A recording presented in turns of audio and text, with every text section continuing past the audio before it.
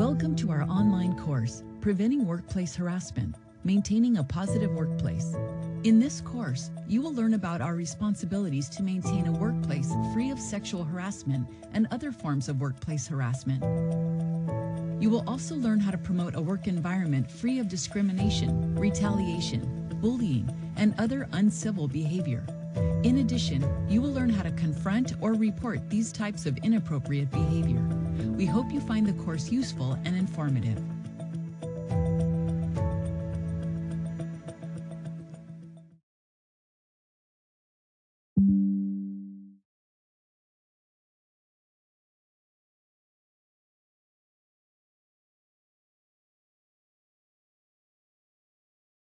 This course contains a number of sections, which you will take in the order that they are shown on the screen. You don't have to complete the course in one sitting. If you exit the course, your place will be saved.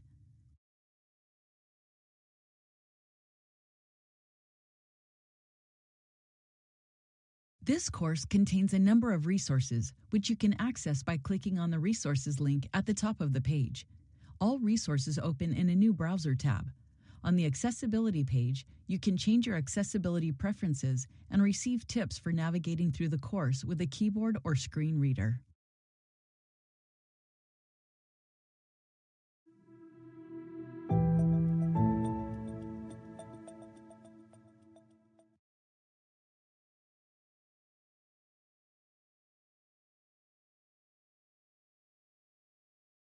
In many workplaces, employees continue to encounter sexual harassment and other forms of workplace harassment. This behavior often results from a general lack of civility and respect in the workplace.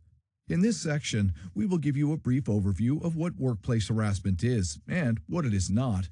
Among other things, you'll learn how the law and workplace policies protect employees from harassment based on certain individual characteristics, how inappropriate behavior can cross the line into workplace harassment, and how inappropriate behavior can cross the line into abusive conduct.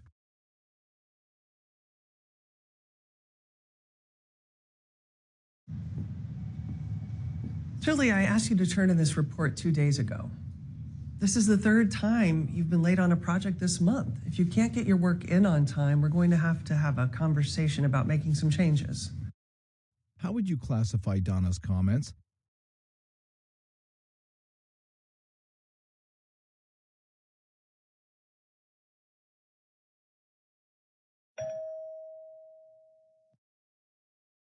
Donna's comments to Julie were appropriate, and they would not be considered evidence of unlawful harassment. As a supervisor, Donna can require Julie to complete her work on time.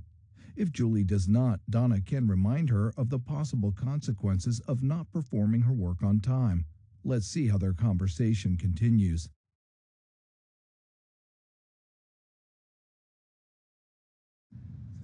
Donna, I'm so sorry I was late turning it in. I'll try to do better next time. Trying isn't good enough. I need you to actually get your work in on time. Understood.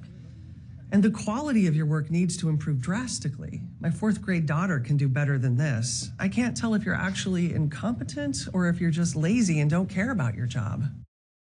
How would you classify Donna's comments?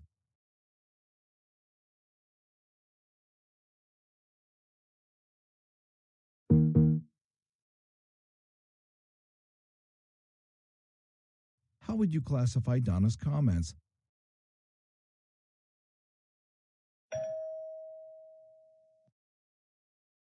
Donna's comments are inappropriate because she has gone from making factual statements about Julie's performance to insulting her. Her comments are unacceptable and would likely violate workplace standards for professional treatment of others. Additionally, Donna's insulting comments to Julie could be considered evidence of abusive conduct, such as bullying. Bullying can occur if an employer or employee engages in workplace conduct with malice that a reasonable person would find hostile or offensive and is unrelated to an employer's legitimate business interests, including performance standards. Examples of abusive conduct, including bullying, are listed on the screen. Abusive conduct can have extremely negative effects on the victim of the conduct as well as others in the workplace. Any hostile or offensive act could violate workplace policies and lead to corrective action. Julie should report any concerns she has about Donna's actions to Human Resources.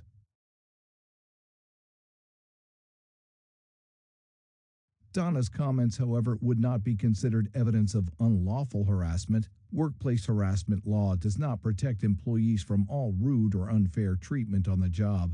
In fact, the U.S. Supreme Court has said that harassment law is not designed to be a workplace civility code. The law only protects employees from unfair or offensive treatment that is related to their gender, race, or other legally protected characteristics. From a legal perspective, workplace harassment is simply one form of workplace discrimination. As you know, it is illegal to refuse to hire someone or fire someone because of their race, gender, or other legally protected characteristics. In the same way, it's also illegal to treat employees differently on the job because of such protected characteristics.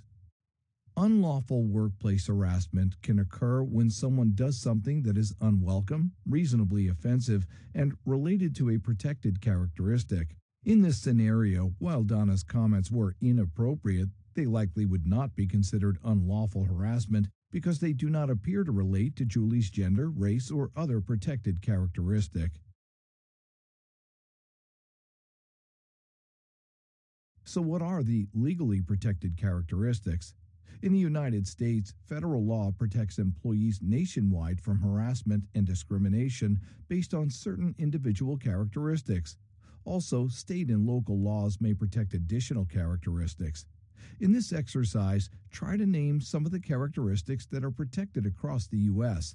Type in the protected characteristic in the box below, and then click the Submit button after each one. Each time you are correct, the protected characteristic will appear. You will have 1 minute to guess as many protected characteristics as you can. Don't worry if you don't get them all right. When you're ready, click the Begin button.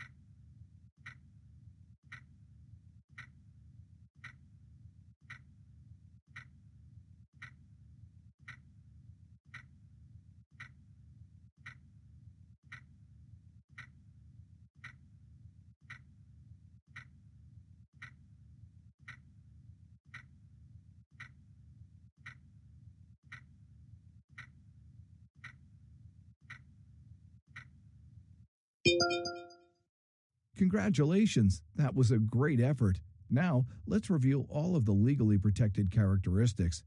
You should remember that, in addition to the characteristics shown on the screen, state or local laws could protect other individual characteristics.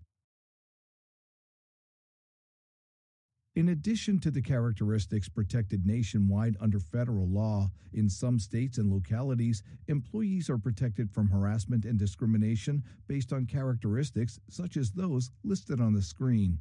Also, employees that work in other parts of the world are protected by the laws in those jurisdictions. Some jurisdictions outlaw all forms of workplace bullying and harassment, even if such behaviors are not related to a protected characteristic. Finally, remember that workplace policies can go beyond the law and prohibit discrimination and harassment based on other characteristics. Remember to consult our policies by clicking on the policy link in the Resources tab. To learn more about the protected characteristics where you work, you can click on the Resources tab and then the EEO Laws link.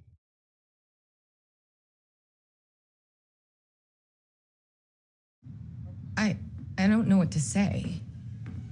Oh, sorry. Yo, Ricardo, come on in. What's up?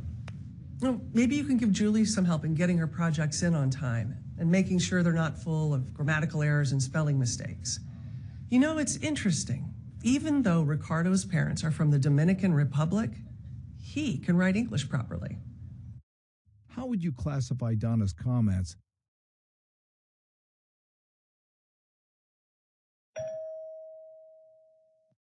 Donna's derogatory comments are inappropriate.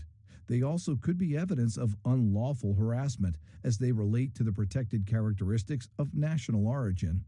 This is true even though Donna refers to the national origin of Ricardo's parents and not Ricardo's or Julie's own national origin. Any harassing behavior violates workplace policies. An employer can discipline or even fire an employee for any harassing behavior.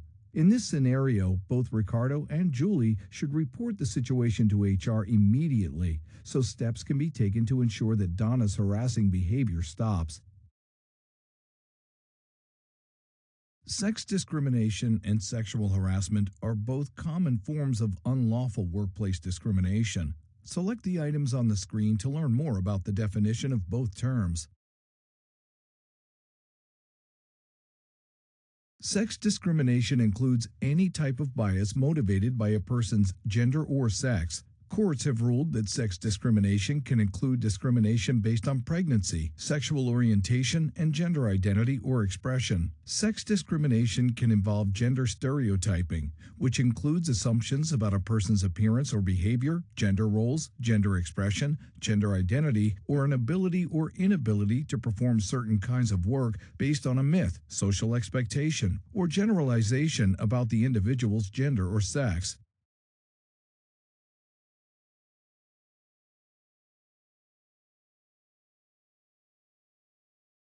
Sexual harassment is one form of illegal discrimination. Sexual harassment consists of unwelcome sexual advances, requests for sexual favors, or other offensive verbal, visual, or physical conduct that is of a sexual nature based on a person's gender.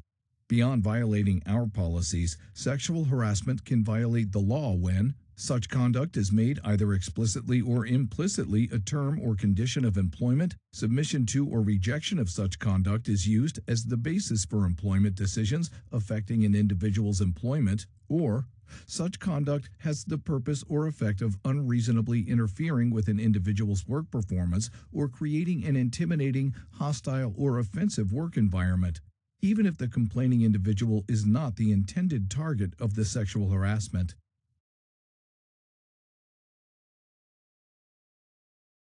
The law and our policies prohibit not just harassment and discrimination based on sex, but also harassment and discrimination based on sexual orientation, gender identity, and gender expression.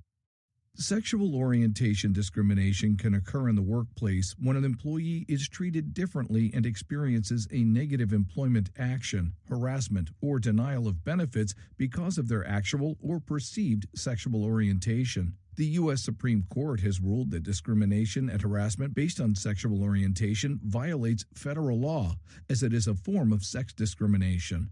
Calling a coworker derogatory names or telling sexual jokes based on their sexual orientation constitutes sexual orientation harassment. Additionally, if you are passed over for a promotion because of your sexual orientation, that is an example of sexual orientation discrimination. The law also prohibits discrimination based on gender identity and expression, as it is a form of sex discrimination. Let's explore this further. So, I just left work, and I just wanted to hop on and tell y'all how frustrated I am with my coworker. As I've shared before, I recently came out as trans and let my entire company know that I go by Jackson now and that my pronouns are he, they. I've shared this with everyone at work multiple times. But my coworker, Roger, still insists on dead naming me and referring to me as a woman using she, her pronouns when talking about me. Even today, he sent a company-wide message saying Jackie will be the point of contact as she has worked on this before.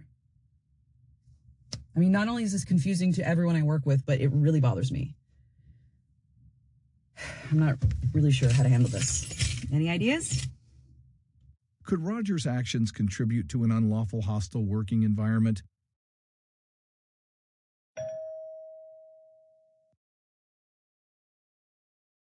The correct answer is yes.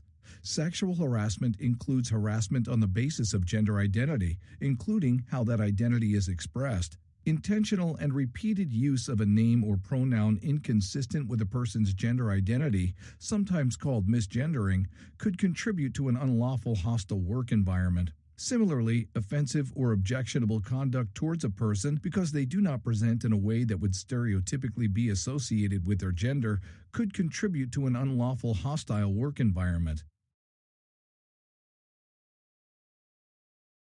Under some states' regulations, an employer may not impose a dress standard that is inconsistent with an employee's gender identity or expression in the absence of a business necessity. So if Jackson works in an office environment, it would be unlawful to prohibit Jackson from wearing men's suits or harass Jackson if he now decides to wear suits.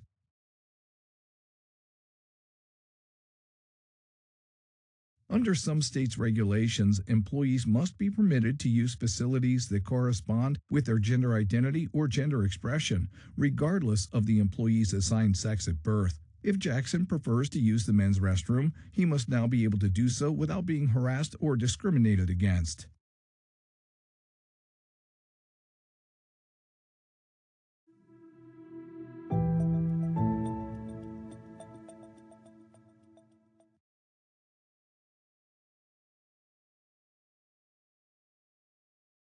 In this section, you will learn how sexual harassment can occur if someone is pressured to accept sexual advances. You will also learn about the rules for workplace dating.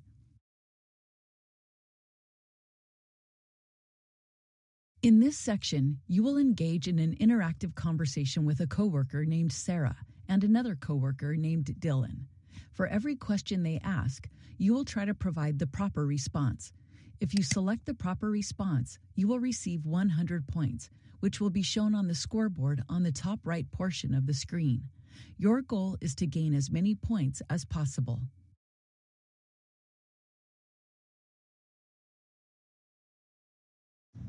I don't know how you kept a straight face. Well, what can I say? It's all about the fine art of consulting.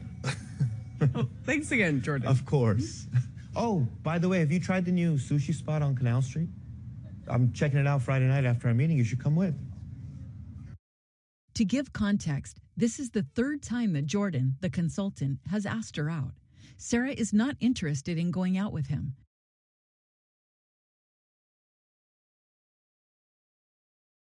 If Sarah asked for your guidance, what would you say?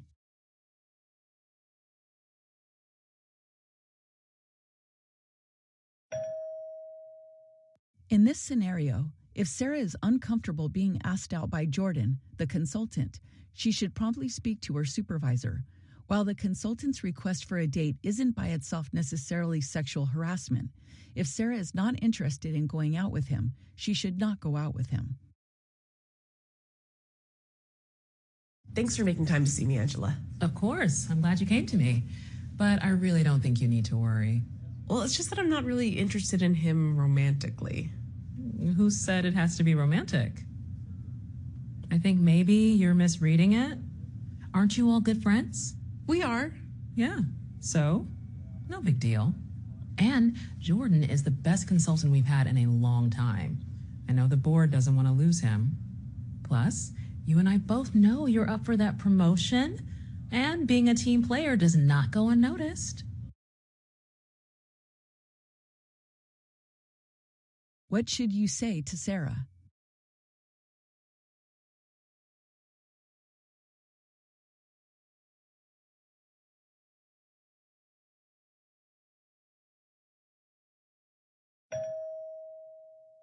Angela's pressuring Sarah to go on a date with a consultant, Jordan, could constitute sexual harassment. In this scenario, it appears that Angela is threatening to penalize Sarah if Sarah rejects a sexual advance from the consultant. This conduct may be considered what's often called quid pro quo, or this for that harassment. It doesn't matter that Angela didn't directly order Sarah to go on the date. By implying that she would not receive a promotion, she put pressure on her to go on the date. No one should ever pressure another employee to go on a date with anyone else, suggest that not going on a date will result in a negative job action, or suggest that going on a date will result in a benefit, such as a promotion.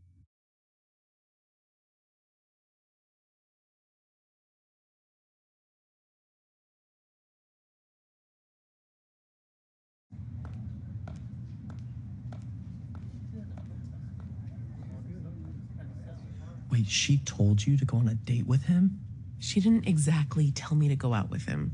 She just said that it wasn't a big deal since we're friends anyway, and that I'm probably misreading his ask. Is that all she said? Oh, get this. Then she said I'm up for a promotion and being a team player would look good. Like, does she mean by going to dinner with him? And also, she reminded me he is the best consultant we have, and the board wouldn't want to lose his services. So now I don't know what I should do.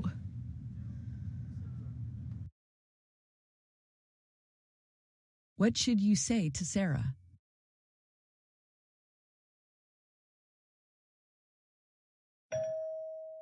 Angela's actions would certainly violate our sexual harassment policies.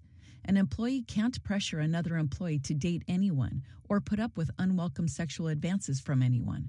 Sarah should not wait to see whether Angela does not give her a promotion. Angela has violated our sexual harassment policy by conditioning employee benefits on Sarah going along with unwanted sexual advances. This, in itself, constitutes sexual harassment, even if she doesn't deny Sarah her promotion. Indeed, Angela's actions would violate our harassment policy, even if Sarah decided to go out with a consultant and received the promotion. In the following scenario, you'll hear from Dylan, who is a supervisor who works in a different department. Hey, can I get your advice on something?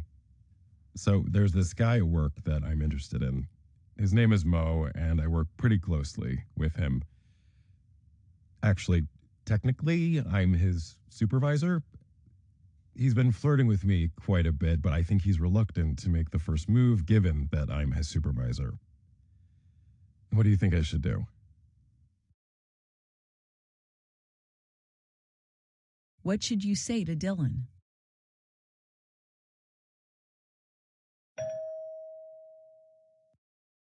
Supervisors pursuing romantic relationships with direct reports can be highly problematic, as the direct report may not be comfortable saying that they are not interested. Because of this, many employers limit or prohibit supervisors from dating their direct reports. A few months later. So I didn't take your advice, and I started dating Mo. It's going great. We have so much fun together outside of work. I think I'm really in love. The only problem is that the other people I supervise are starting to think that I'm favoring Mo in my work projects and opportunities for growth.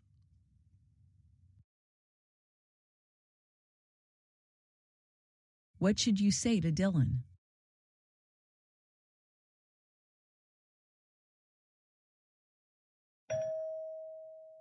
Dylan's dating of his subordinate, Mo, illustrates the problems that can arise in such situations. If Dylan is favoring Mo, such favoritism might contribute to an unlawful hostile environment. For instance, if a supervisor dates subordinates and favors them with bonuses, raises, promotions, or other benefits, it may create an environment in which other employees perceive that the only way to get ahead is to have an intimate relationship with the supervisor. Courts have ruled that in such cases, the supervisor's pattern of behavior can create a hostile work environment based on sex for all employees. Even if Dylan's favoritism is not unlawful, his actions likely would violate employment standards of professional conduct and fair treatment. If so, it is possible that Dylan could be disciplined.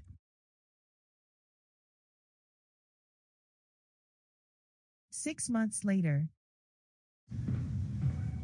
Dylan, listen, I saw that you gave me a pretty poor annual performance review. What's that about?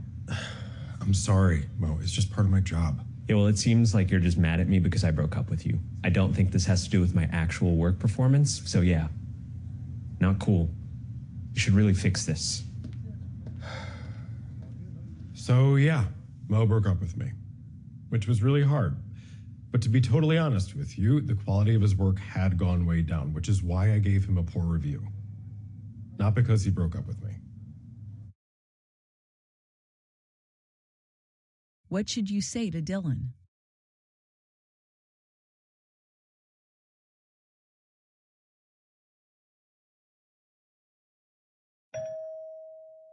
We don't really know whether Dylan is penalizing Mo because Mo broke up with him. It could be that Mo's work performance really has been poor this year, and he is judging him accurately. This scenario, however, demonstrates the difficulties that can occur if a supervisor enters into a relationship with a direct report. Supervisors who are considering entering a relationship with a direct report should immediately contact HR so that steps can be taken to ensure that conflicts of interest can be avoided. Thanks for talking with Sarah and Dylan. Congratulations on completing the exercise. Your score is shown on the screen.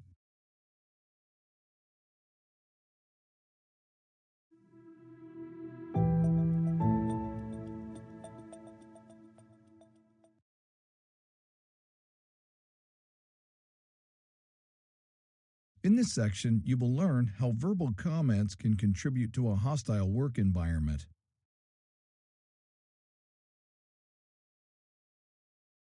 In the following scenario, Dennis is in a meeting with a group of coworkers to plan the company's holiday party. For sure. I'll follow up with the event space about the holiday party. And I'll do save the dates. Perfect. I'll check in with y'all later. Okay, guys, though, you know how I like to end meetings on a good note, right? I heard this joke the other day. It's so funny. Yeah, let's hear it. Okay, so a priest, a Mexican guy, and a pregnant woman all get on a bus, all right? And the priest asks this Mexican guy. Neither the law nor workplace policies are meant to prevent people from telling jokes or having fun at work. But how do you know when a joke crosses the line into harassing behavior? The bus driver says, hey, it's not a speed bump. Like, what? Oh, it's so funny. It's so good. While we didn't hear the entire joke, the joke appeared to involve risky topics. At the moment that Dennis told the joke and everyone laughed, what do you think he was thinking? Select the next button to find out. Well, they all laughed. You know, I love that everybody knows me as the funny guy. I think having a sense of humor makes the workday better. Dennis, we're going to show you some reactions from your coworkers. Okay.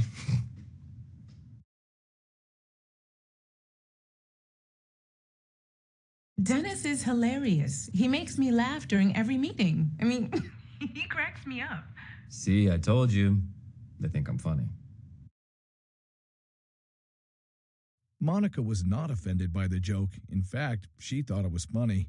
If Dennis had told the joke only to Monica and no one overheard it, the joke would not have been considered harassing. So based on Monica's reactions, do you think Dennis should still be careful about telling jokes related to religion, age, or other protected characteristics at work? Of course he should, as such comments could still violate other workplace policies for professional behavior.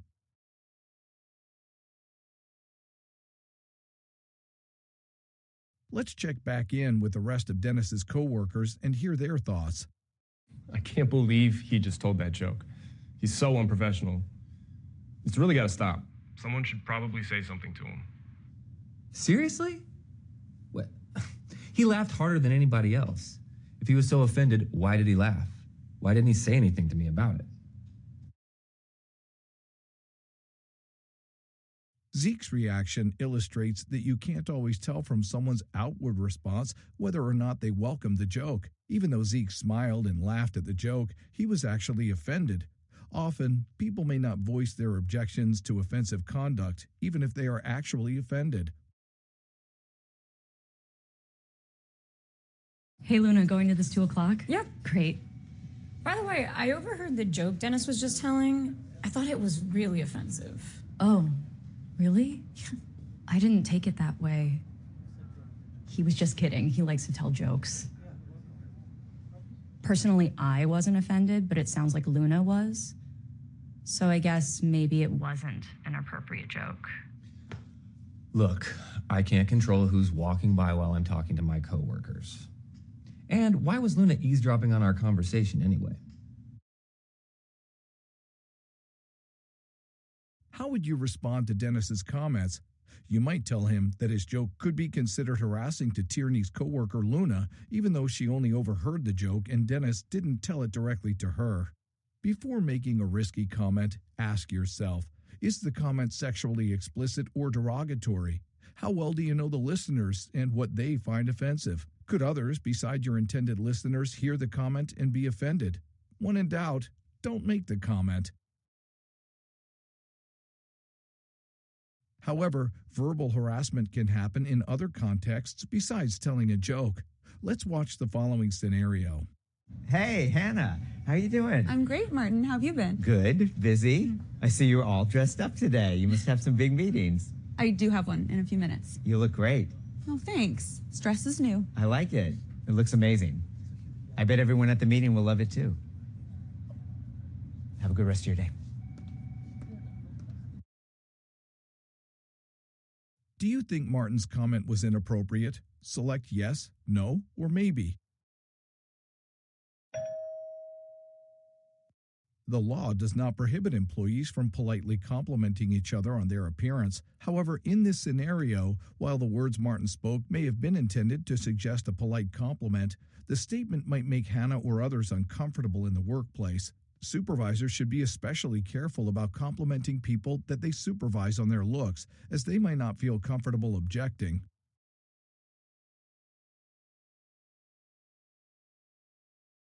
Just like with verbal comments, the law and workplace policies do not prevent all touching in the workplace, only that which someone reasonably finds offensive.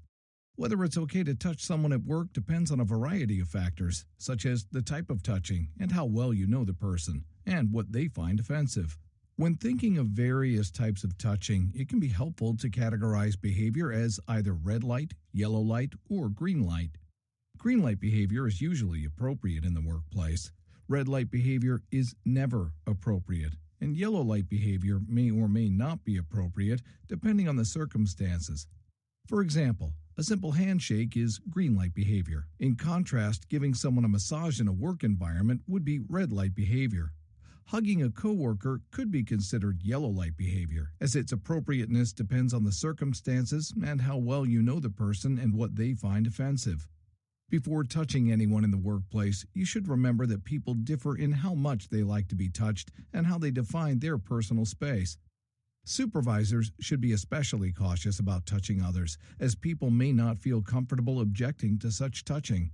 In addition, some people prefer never to be touched by others in the workplace because of religious beliefs or their own preferences for personal space. In a multicultural workplace, we should recognize that people differ in what level of touching they find appropriate. If you are aware that someone prefers not to be touched, you should, of course, not touch them. In Tom's cubicle, he has his personal tablet lying on his desk. The backdrop image on the tablet is a picture of a partially dressed woman in a provocative pose. This picture on the tablet is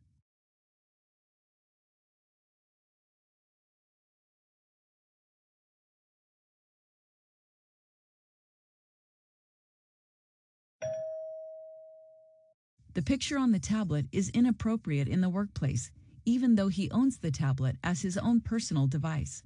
The background image of a partially dressed, sexually provocative woman is inappropriate at work. It doesn't matter whether the employer owns the tablet or whether Tom owns the tablet. Bringing it into the workplace where others might see the inappropriate image violates workplace harassment policies. Hi, everyone. It's me, Natasha. Thank you so much for logging on. Hi, Charlie. Okay, so I just posted a video of this comedian who happens to be trans, who shared some really funny stereotypes of trans people in their latest stand-up special. Now, as a trans person myself, I thought the stereotypes were hilarious and totally spot on. I just shared the video to my personal page, so go ahead and check it out and let me know what you think. Make sure to like and subscribe. Could Natasha's sharing of this message to her coworkers contribute to a hostile working environment?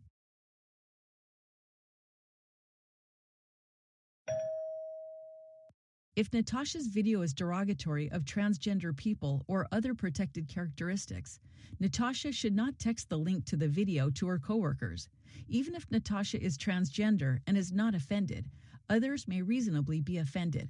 Also, it doesn't matter whether the recipients of the text message are LGBTQIA plus identified or not.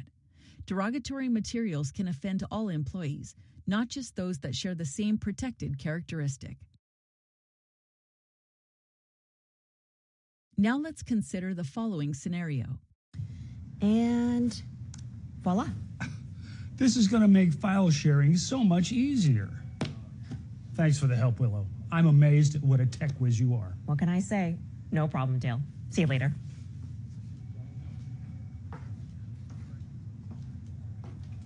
I'm getting tired of having to provide tech support for all these 50 and 60-year-olds at my job.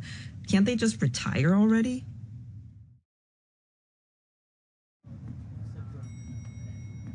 I'm getting tired of having to provide tech support for all these 50 and 60-year-olds at my job. Can't they just retire already? Could the employer take disciplinary action against Willow based on her actions?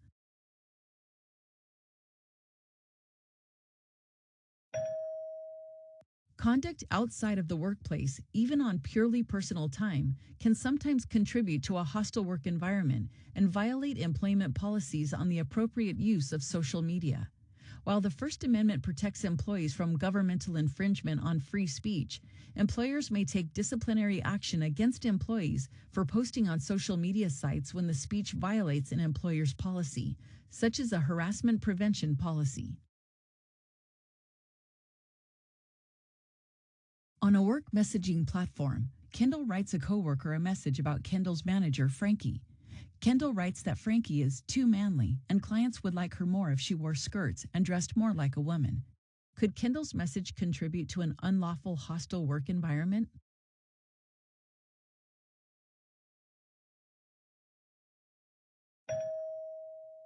This message would violate our policies against sexual harassment. Sexual harassment covers not just comments that are sexual in nature, but also derogatory comments related to a person's gender or their gender identity or expression. This is true even though Kendall and Frankie each identify as a cis woman. The gender of the person does not matter. Anyone can harass another employee of any gender. Kendall's message would constitute gender or sex stereotyping, as it expresses stereotypes about how a woman should dress and act at work. Sex stereotyping occurs when conduct or personality traits are considered inappropriate simply because they may not conform to other people's ideas or perceptions about how people of any sex or gender should act or look. Harassing a person because that person does not conform to gender stereotypes as to appropriate looks, speech, personality, or lifestyle is sexual harassment.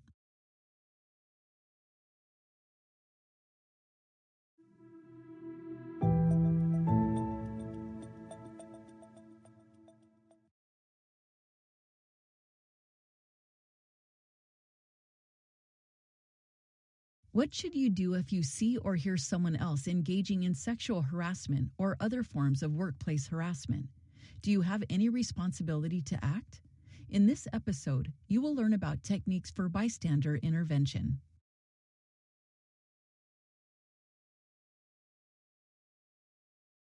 Let's revisit a scenario that you viewed earlier in the course, where an employee named Dennis told an inappropriate joke related to ethnicity, pregnancy, and religion at work. Let's imagine that you were also there listening to Dennis's joke.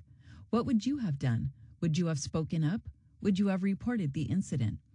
Often people don't speak up because of a phenomenon called the bystander effect, which indicates that people are less likely to object to or report inappropriate conduct when others also witness the same misconduct. Why is this? First, when others are around, you may look at their reactions to determine if Dennis's joke was as bad as you thought it was. Given that others were smiling and laughing, even though they may have been offended, you may incorrectly assume that they approved of Dennis's joke. Second, if you are pretty sure that others were offended, there may be a diffusion of responsibility. That is, you may feel it's not necessary for you to do anything, as you assume that others will take action. Of course, if no one acts, Dennis may just assume that his jokes are appropriate, or, at the least, that he will not get into trouble for continuing to tell them. Also, other employees may assume that they can engage in similar behavior and that it will be accepted in the workplace. To maintain a positive workplace, it's important that everyone is responsible for speaking up against workplace harassment and other inappropriate behavior. Basically, if you see something inappropriate, you should say something. If you witness workplace harassment or other inappropriate behavior, how do you intervene? You must first decide if you will intervene directly or indirectly. In this scenario where Dennis is telling an inappropriate joke, imagine you are Zeke and need to determine how to intervene. If you decide to intervene directly, you should remember that intervention doesn't always have to be dramatic. That is, you don't have to scold Dennis at that moment in front of others for telling the inappropriate joke. Instead, sometimes intervention can be more subtle. For example, as Dennis is telling the joke, if you sense that it is going in a questionable direction, you can interrupt Dennis. You might say in a joking tone, All right, so a priest, a Mexican guy, and a pregnant woman are all getting on the bus. Okay? Dennis, and let me stop you right there before you say something we'll all regret. fair enough. Fair enough. Good call. If Dennis has already told the joke, you could decide simply not to laugh or smile at the joke. Sometimes an awkward silence after an inappropriate joke or comment can be very effective.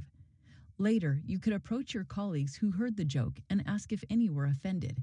You could also let them know that you thought the joke was inappropriate. Finally, if you felt comfortable doing so, you could speak with Dennis and tell him that you thought the joke was inappropriate. You could say to him, Dennis. Yeah, hey. Listen, I'm sure you didn't mean to offend anyone, but I think your joke may have crossed a line.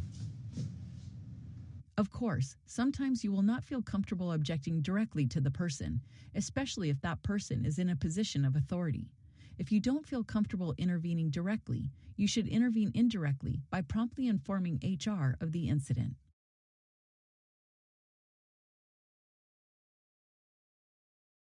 Sometimes the need for bystander intervention arises outside of the normal workplace. For example, imagine that you attend an out-of-town work-related conference with two colleagues named David and Jenna. One night after the conference, you, David, Jenna, and several other colleagues from the conference go to happy hour at the hotel bar. As the night goes on, you realize that Jenna appears to have had too much to drink and is slurring her speech. Despite this, you see David give her another drink. You and other colleagues see David pull her arm as if to encourage her to leave the bar with him.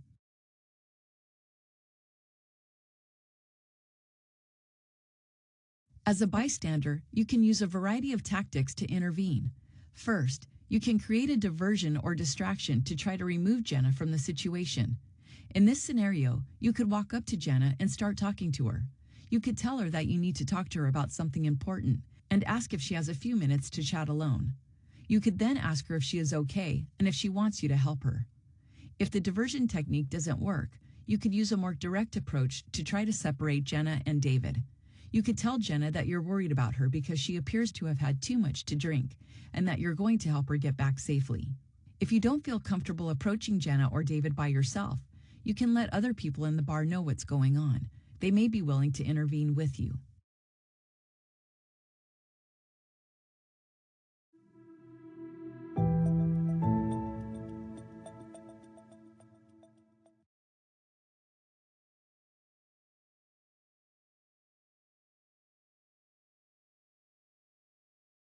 In this section, you will learn how to confront someone who is harassing or bothering you and report harassing or inappropriate conduct.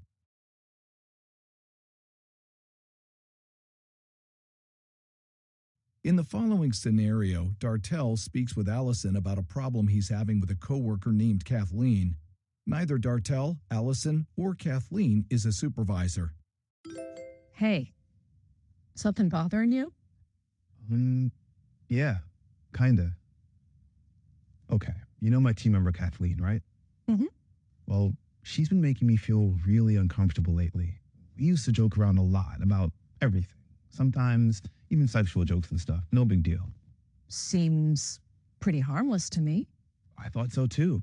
But now I feel like things are getting weird. A few months back, she started DMing me on social media. From her work account?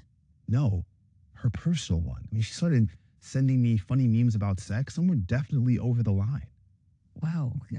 Did you respond? No, I wasn't sure what to do. I just pretended I didn't see it. But then at the work event last week, it felt like she was totally hitting on me. And she sat next to me and kept commenting on what great shape I'm in and asked me how often I worked out. I mean, she even grabbed my arm and squeezed my bicep and asked if I could be her trainer. The whole thing made me feel really uncomfortable. Ugh, that's a lot. Kathleen's super friendly with everyone, but still, seems like a bit more than usual. Yeah, I don't know. I worry that because we used to joke around in the past, maybe she thought I'd be okay with it. I'm not sure what I'm going to do.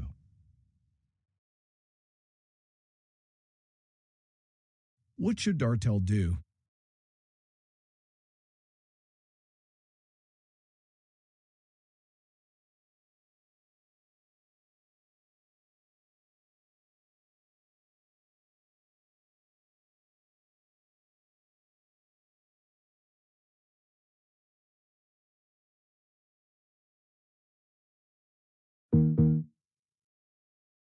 What should Dartel do? What should Dartel do? Dartel should promptly share his concerns with Kathleen or report his concerns to HR. Dartel is not required to share his concerns with Kathleen before sharing his concerns with HR. He may choose to do so, but he is not required to. In some cases, confronting the alleged harasser is an appropriate first step. In this scenario, Kathleen may not understand that her behavior is making Dartel uncomfortable. That said, Dartel could always report his concerns to HR or another management official without confronting Kathleen. You can imagine some situations where the alleged victim may not feel comfortable directly confronting the alleged harasser. Dartel can report his concerns about Kathleen's behavior even though he has joked around with Kathleen in the past. Just because he was not offended by some of Kathleen's previous sexual jokes doesn't mean that she can say or do whatever she wants. Finally, while Dartel may think he should just monitor the situation to see if it gets worse, this rarely is the best approach. Often, if a harassment victim says nothing, the harasser may just continue or escalate the behavior. If you are ever the recipient of unwelcome conduct, you should express your concerns promptly. In that way, you can often stop unwelcome conduct before it becomes worse. If Dartel chooses to confront Kathleen, he can talk to her directly or he could email her. When informing someone that their behavior makes you feel uncomfortable, you want to firmly and directly communicate the issue. Specifically, your communication to them should identify the specific unwelcome conduct. Say that the conduct offended you. Ask the person not to do it again. Tell the person that if it is done again, you will report the matter to HR or other officials. Why do harassment victims sometimes delay in objecting or reporting harassing conduct? Some reasons include the victim hopes that by ignoring the behavior, it will get better. The victim is concerned about retaliation. The victim doesn't want to get the alleged harasser in trouble. The victim may feel that others will blame them for the situation, or at some level, the victim may blame themselves. While these concerns are understandable, the victim's best course of action is to promptly confront the harasser or report the situation to HR. Only by directly confronting the harassment does it usually stop. In the following scenario, Stella asks for your advice on how to handle a situation at work. Hey, can I talk to you for a minute? I'm kind of in a tough spot. There's this guy I work with named Joey who's always saying stuff that's inappropriate. A few days ago, he made a pretty offensive comment to me about people with disabilities. I didn't say anything in the moment because I was just kind of shocked. I was thinking about reporting it to HR, but I'm worried that if I do, he'll know that I'm the one who reported it.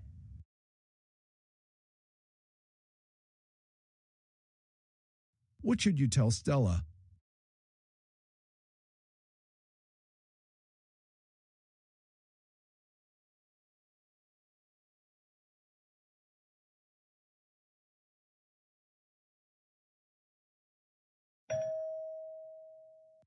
While the employer will try to take into account a harassment victim or witness's wishes, the employer has an obligation under the law to promptly investigate harassment allegations. Especially if the alleged conduct is ongoing or could harm other people, the employer likely will need to look into it promptly. I know the right thing to do is report it. I think he's offending not only me, but my coworkers too. I think I'll report it and ask HR to keep my name confidential. How should you respond to Stella?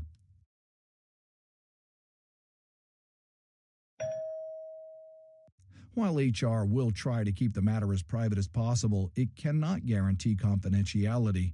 Depending on the allegations, HR may need to inform the alleged harasser of the complaint and speak with other employees who may have knowledge of the conduct.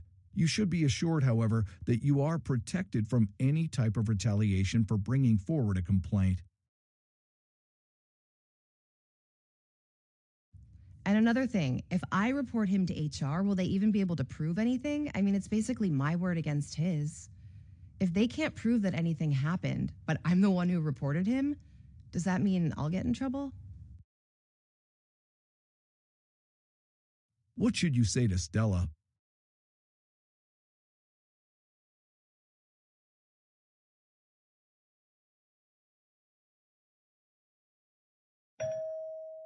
Stella should report the concerns immediately. Even if it's just Stella's word against Joey's, HR can still look into the matter. Also, employees who raise concerns will not face discipline simply because HR was not able to substantiate the claims. An employee cannot be disciplined for bringing forward a sincere concern. The only time employees may be disciplined is if they intentionally lie or otherwise violate workplace policies, whether in filing a complaint or in responding to allegations as an accused or a witness.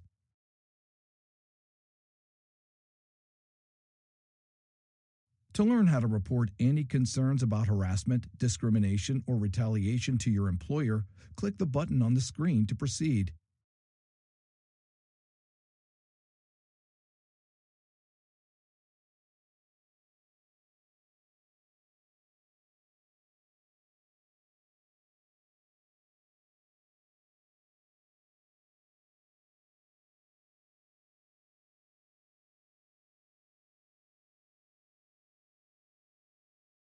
In addition or instead of reporting concerns about harassment, discrimination, or retaliation to their employers, employees also have the right to file charges with certain government agencies, including the United States Equal Employment Opportunity Commission and state and local agencies.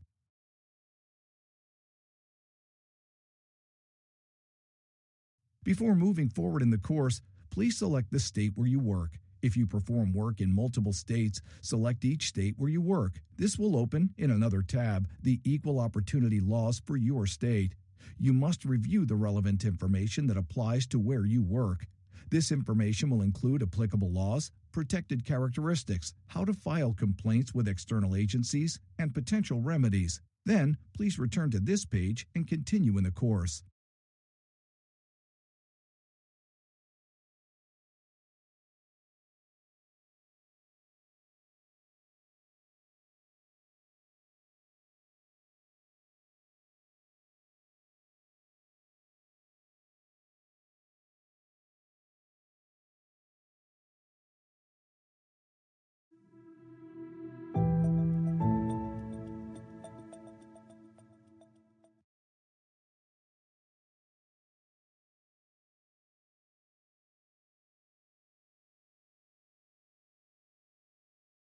In this section, you will learn that employees are protected from retaliation for opposing, reporting, or participating in the investigation of a harassment or discrimination complaint. You will also learn how to avoid committing retaliation. In the following scenario, Molly discusses a concern with you that she has about her supervisor, Sean. Hey, can I talk to you about something? So, I'm having some problems with my supervisor, Sean. It started a few months ago when I noticed he started imitating Vikram, my coworker who has a thick Indian accent. He would mimic his accent during meetings and everyone would laugh. Turns out Sean and Vikram are actually good friends, but I didn't know that at the time. So I went to HR about it. Someone from HR interviewed me, and I told them what I told you, that Sean often imitates Vikram's accent. HR talked to Vikram, and it turns out the jokes didn't offend him at all. But there is an issue. HR still found that Sean shouldn't be making fun of a person's accent at work. Even if it doesn't offend Vikram, it could offend someone else. Apparently, Sean got a written warning. Sean's comments have stopped, at least around me, but what's really bothering me is that I think he somehow found out that I was the one who complained about him. It's tough because he recently gave me a good performance review and he approved my annual bonus, so I guess I can't complain too much, but he's been really distant towards me lately. Sean used to invite me to go to lunch with him and his friends, but now he never does. He hardly talks to me at work and he doesn't even give me any feedback on my projects. And every time I ask about taking on new projects, he just doesn't respond and assigns them to someone else. If I'm not getting to work on good projects, I worry that it could impact my ability to move up within the organization. I'm not sure what to do. Could Sean's treatment of Molly be considered evidence of retaliation? While we may not expect Sean to be best friends with Molly, his actions could constitute evidence of unlawful retaliation if he engaged in them because of Molly's complaint. Actions can be considered retaliatory if they would dissuade a reasonable person from filing or supporting a harassment or discrimination complaint. In this scenario, Molly complains that Sean has stopped giving her feedback on her work and has excluded her from certain new projects. Such actions might reasonably dissuade someone from filing or supporting a harassment claim. Thus, they could be considered evidence of unlawful retaliation. You should note that Molly is protected from retaliation even if the investigation were to find that Sean had not committed harassment. As long as she files the complaint in good faith, she is protected from retaliation.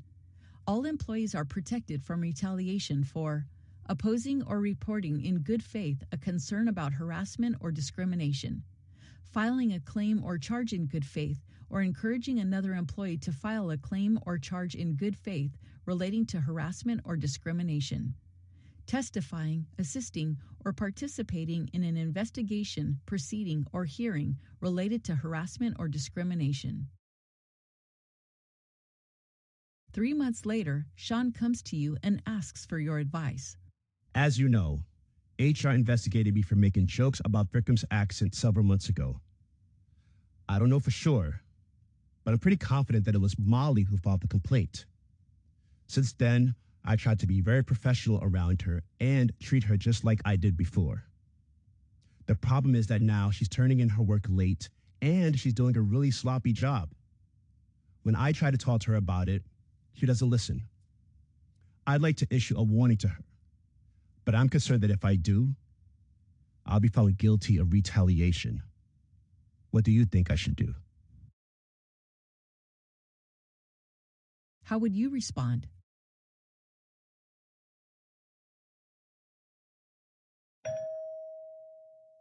Sean has expressed concerns about Molly's work. If Sean's concerns are true, as a supervisor, he may take corrective action to address Molly's performance issues. However, because of the sensitivity of the situation, Sean should contact HR to seek guidance on how to proceed.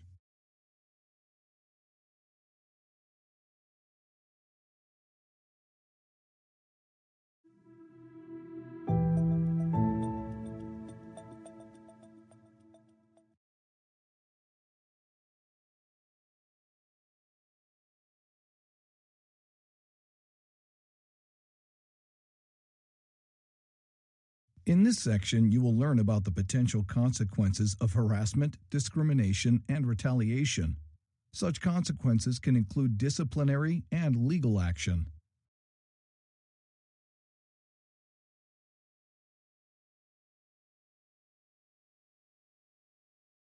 Gil, a Mexican-American employee, has worked in the same position for the last 3 years and has never been disciplined for any misconduct. Let's hear from Gil. So I have this friend at work named Dre. Dre is also Mexican American, and we get along really well, and we joke around a lot. Last week, though, I might have taken it a little too far. I made a few jokes about her having darker skin than me, and she actually got really offended. Now she's complaining to my supervisor about it, and I'm afraid I could get in trouble.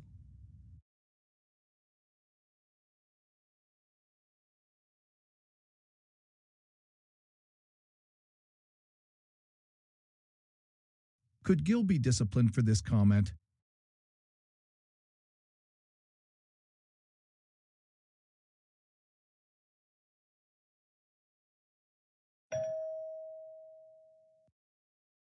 Gil could be disciplined for making a single comment about Dre's skin color.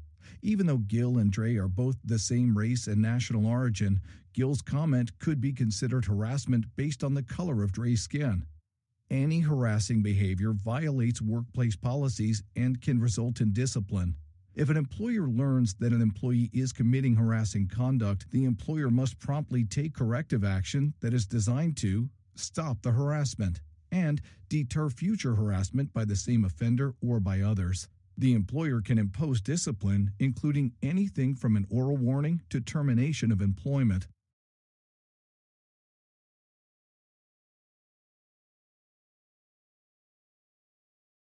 U.S. federal law protects both employees and job applicants for employment from harassment or discrimination. In some states and localities, the law also protects contractors, interns, and other types of workers. Under certain circumstances, an employee who suffers harassment can bring legal action not only against the employer, but also against the person who committed the harassment. In addition, some jurisdictions make it illegal to commit workplace harassment or to help, encourage, or coerce someone else to commit harassment. In some circumstances, harassment may violate criminal laws as well. For example, harassment that involves physical assault or battery or sexual assault may be prosecuted criminally.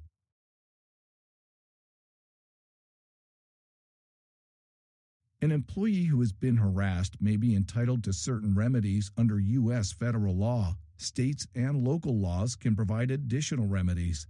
These remedies can include those listed on the screen.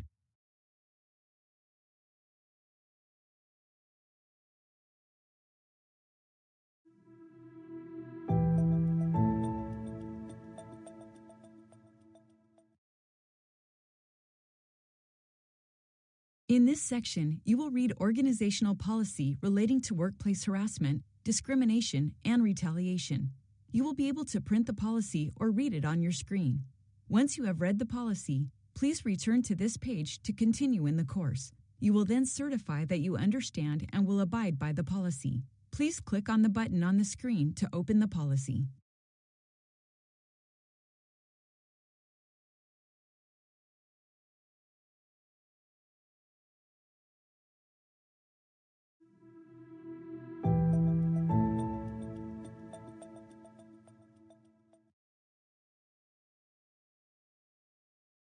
Even if you are not in a management position, you should be aware that supervisors have special responsibilities to prevent and report sexual harassment and other forms of discriminatory or retaliatory behavior. In this section, you will learn about those supervisory obligations.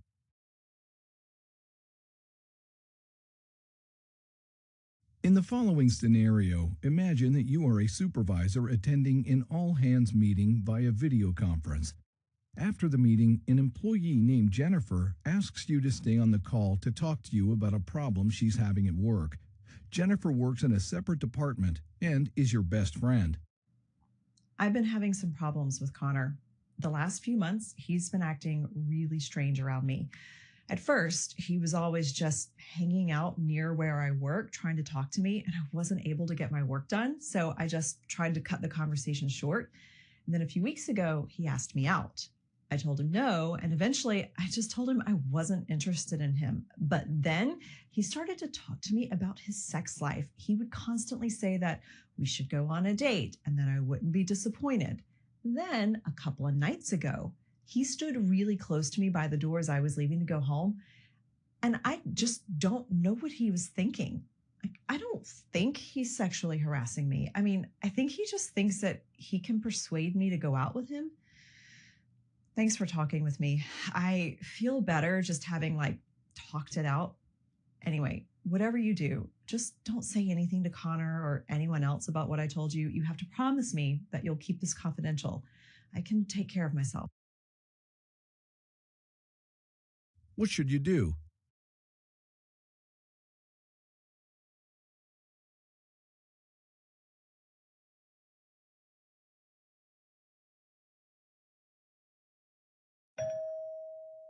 If you are a supervisor, you need to tell Jennifer that she must immediately report the issue to HR or you will report it for her. Supervisors have a duty to promptly report any harassment allegation you learn about. It doesn't matter that Jennifer specifically asked that you keep the matter confidential and do not do anything about it. By reporting the matter to HR or other appropriate officials, you can at least get some advice on what to do from someone better trained on how to handle these situations. It may seem reasonable to give Jennifer some time to handle the matter on her own and plan to report the matter only if it continues. However, what if Jennifer is unable to handle the problem and the harassment continues or worsens? Furthermore, even if Jennifer can handle the matter on her own, what happens if another employee starts working in the department and Connor starts harassing her? Finally, it doesn't matter that Jennifer said that she didn't think Connor's actions constituted sexual harassment. If these things are happening and Jennifer says she doesn't like them, you need to report the issues right away. Once you've reported the issue to HR, you will receive guidance on how to proceed.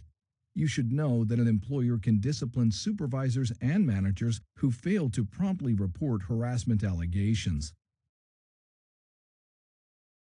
To summarize, supervisors must promptly report any allegation of harassment, discrimination, or retaliation to HR. This is true even if the alleged incident happens in another department. The supervisor does not manage any of the people involved. The supervisor learns of the allegation outside of the workplace, or the allegations of inappropriate misconduct are against that supervisor.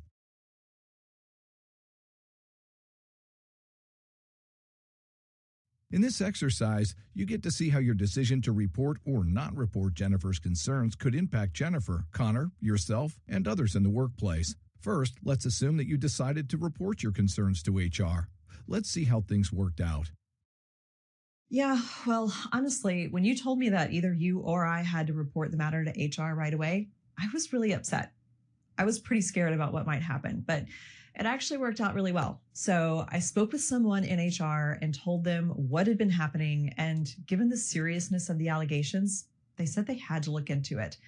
They ultimately talked with Connor. I'm not really sure what they said to him or what happened, but he doesn't bother me anymore at all. It was a little awkward working with him at first, but I'm glad that I dealt with the situation.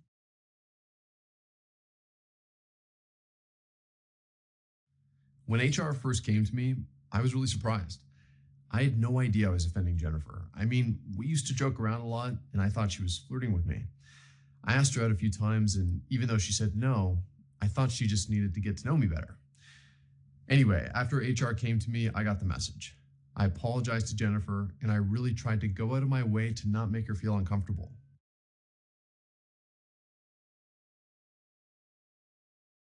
I started working here a few months ago. Connor has always been very respectful to me and has never given me any problems. He adds a lot of value to the team. You were put in a difficult position when Jennifer told you what Connor was doing to her, but asked you to keep it confidential. Fortunately, you followed our policies and told Jennifer that either she or you would have to contact HR right away. Although Jennifer was upset at first, we explained to her that you had the duty to report it. We also explained to her that we would do everything we could to keep the matter as private as possible and protect her from retaliation. Ultimately, we were able to look into the situation and talk to Connor. We counseled him, and neither Jennifer nor anyone else has complained to us about him since. Now, let's see what would have happened if you had chosen another option. You chose not to report Jennifer's concerns to HR. Let's see how your decision impacted your workplace. Initially, I was so glad when you told me that you wouldn't report what I told you to HR and that you would keep it confidential. At that point, I really thought I could handle it myself. Unfortunately, I was wrong, and Connor kept asking me to go out with him. Even though I kept saying no, he kept getting bolder and bolder. And one night, we both stayed late working. As I was leaving, he tried to kiss me, so I pushed him away and ran out. And I was really scared because I didn't know what I was going to do if he followed me or tried again. I'd been joking around with Jennifer for a few months. I thought she was flirting with me, so I asked her to go out with me a few times. She never came right out and said no, so I thought she might be interested in me. So one night we were working at the office alone. I thought she was flirting with me, so I tried to kiss her. She became really upset and ran out of the office. I guess I misread her signals. Anyway, she got really upset and filed a complaint. HR said that because I had tried to kiss her and there was a pattern of me acting inappropriately toward her, I had to be disciplined. It turned out I was let go. So now I'm looking for a job. I started working here just recently. I didn't know it at the time, but apparently Connor had been harassing Jennifer. As soon as I started working here, he started harassing me. He would stop by my office and say things that made me feel really uncomfortable. I just found out that he had just tried to kiss Jennifer in the office the other night. I feel lucky that it didn't happen to me. I'm glad he's been let go. We just learned through our investigation that Jennifer told you what Connor was doing to her. Even though she told you to keep it confidential, you should have either had Jennifer contact HR or you should have contacted HR right away. Because you didn't do that, Jennifer had to suffer continued harassment, which unfortunately escalated. Also, Connor apparently went on to harass another employee. We've let him go, and now we're facing lawsuits that could cost us a lot of money. Also, because you violated our policies that require all supervisors to immediately report potential harassment, you're going to receive disciplinary action. Welcome to the quiz show. Select each question mark to receive a question. To complete the game, you need to answer one question correctly within each question mark. If you answer a question incorrectly, just click the question mark again to receive a different question on the same topic. Once you answer a question correctly from each question mark, you will have completed the quiz show. Good luck.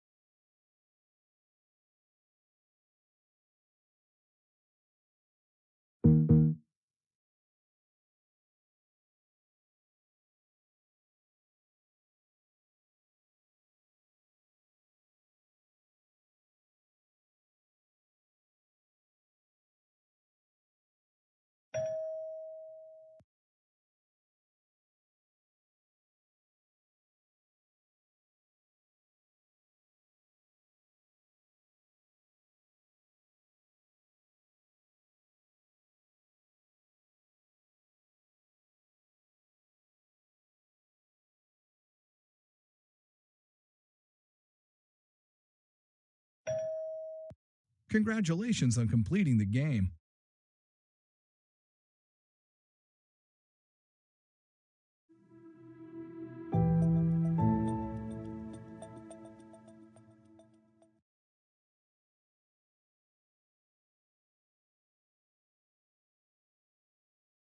Congratulations on completing the course. Please select the button on the screen to certify that you have completed the course yourself.